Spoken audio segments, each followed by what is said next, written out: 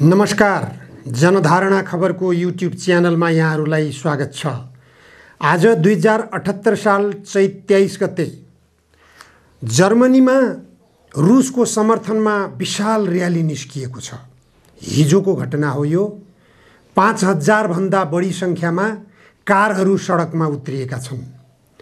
रुसले petroleum पदार्थ र gas निर्यातमा प्रतिबन्ध लगाएपछि त्यहाँ सङ्कट सृजना भएको छ। 5000 कारहरूको र्याली।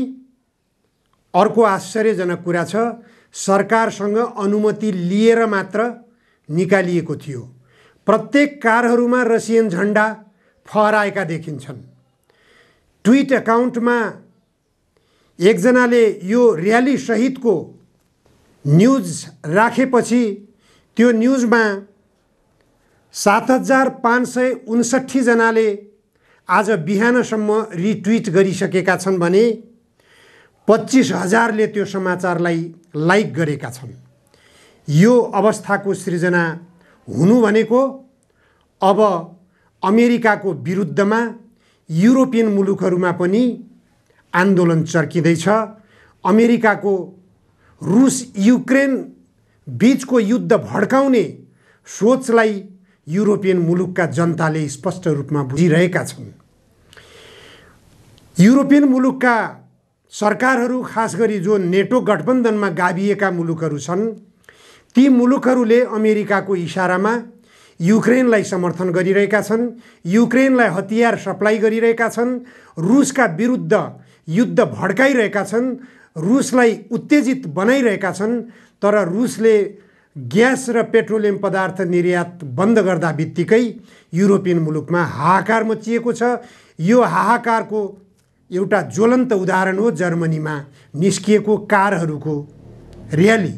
यो खालको र्याली युरोपियन मुलुकहरू, अन्य मुलुकहरूमा पनि सर्ने बलियो सम्भावना देखिएको छ। धेरै मुलुकहरूमा जनता आन्दोलित भइरहेका छन्। त्यहाँ सृजना भइरहेको सङ्कटले गर्दा जनतालाई आन्दोलनमा उत्रिन बाध्य बनाइरहेको छ। अमेरिकाले इराक र सिरियामा कब्जा जमाएको पेट्रोलियम पदार्थलाई आफ्नो मुलुकमा भण्डारण गरेर अहिले युरोपियन मुलुकहरूमा महँगो मूल्यमा निर्यात गरिरहेको रहस्य उद्घाटन भएपछि युरोपियन मुलुकका जनता अमेरिकाका विरुद्धमा अथवा युक्रेनमाथि रुसले गरेको आक्रमणको निन्दा गर्दा गर्दैको अवस्थामा जनता अमेरिकाको विरुद्धमा आन्दोलित हुनु भनेको अमेरिकाको निम्ति यो ठुलो चुनौती पनि हो। यो दुर्भाग्यपूर्ण घटना हो अमेरिकाको लागि।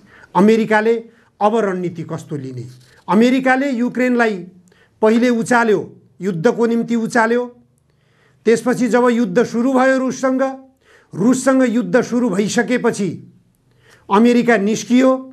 अमेरिका निस्किएपछि युक्रेनले हार गुहार माग्न थाल्यो। हतियार पुर्याऊ, नेटो गठबन्धनका देशहरू कायर नबन भनेर युक्रेनका राष्ट्रपति भोलोदिमिर जेलेन्स्कीले हार गुहार गरेपछि अमेरिकाले हतियार समेत सप्लाई गर्न थाल्यो।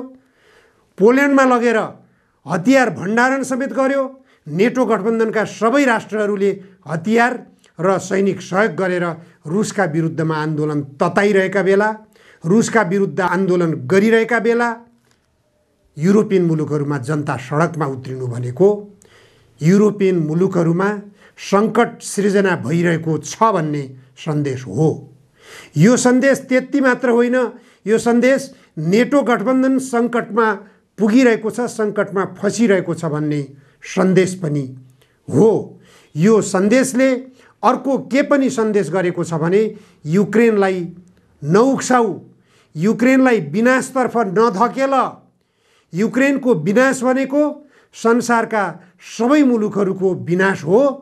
संसारका सबै मुलुकहरूले अहिले महँगीको मार खेपिरहनु परेको छ। यो महँगीको मारबाट अमेरिका पनि गम्भीर रूपले प्रभावित भएको छ। अमेरिकाका बासिन्दाहरूले भनिरहेका छन् 40% महँगी वृद्धि भइसकेको छ।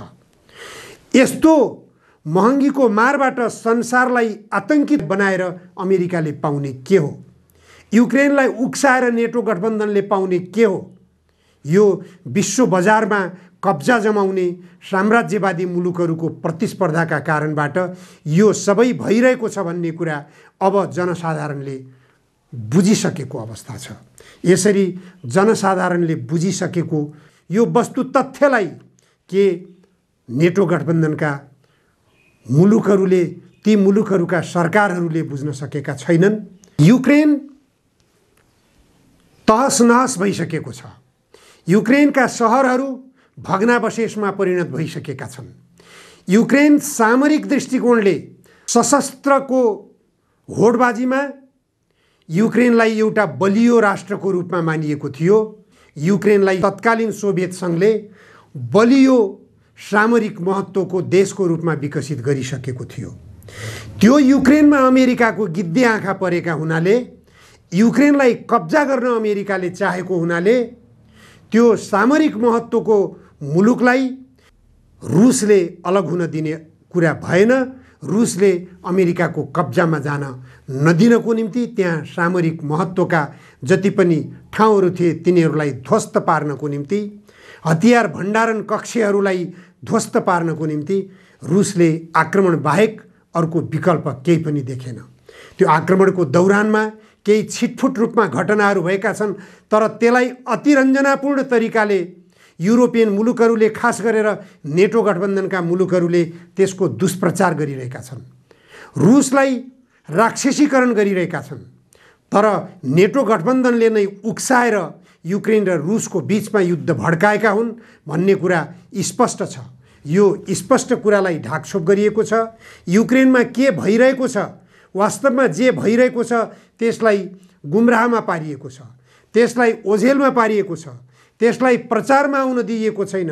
सञ्चार माध्यमहरूको पहुँचबाट त्यसलाई टाढा पुर्याइएको छ। जुन सञ्चार माध्यमहरू त्यहाँ पुग्न पाएका छन् उनीहरूले नेटो गठबन्धनको सुनियोजित योजना अन्तर्गत मात्र प्रचार गरिरहेका छन् र युक्रेनका राष्ट्रपतिलाई मात्र हिरो बनाउने काम भइरहेको छ। यसरी युक्रेनका राष्ट्रपतिलाई युद्ध उन्मादमा हिरो बनाउने मनोकांक्षा जागृत गराएर रुसका विरुद्ध लडाउने, रुसलाई पनि समाप्त गर्ने, युक्रेनलाई पनि समाप्त गर्ने र नेटो गठबन्धनले त्यहाँ कब्जा जमाउने षड्यन्त्र युरोपियन मुलुकका जनताले अब बुझिसकेका छन्। यो तथ्यलाई अमेरिकाका जनताले अब बुझ्न जरुरी छ। अमेरिकाका शान्तिप्रेमी जनताले अवश्य पनि बुझ्नेछन् यो नेटो गठबन्धनका राष्ट्रहरूको सरकारहरूबाट भइरहेको यो ज्यादतीपूर्ण गतिविधि, यो विश्वयुद्धको उन्मादलाई उन्मत्त बनाइरहेको यो गतिविधिको अन्त्य जरुरी छ।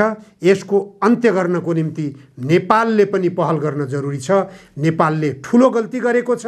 यो बाटोबाट नेपाल अलग हुन जरुरी छ।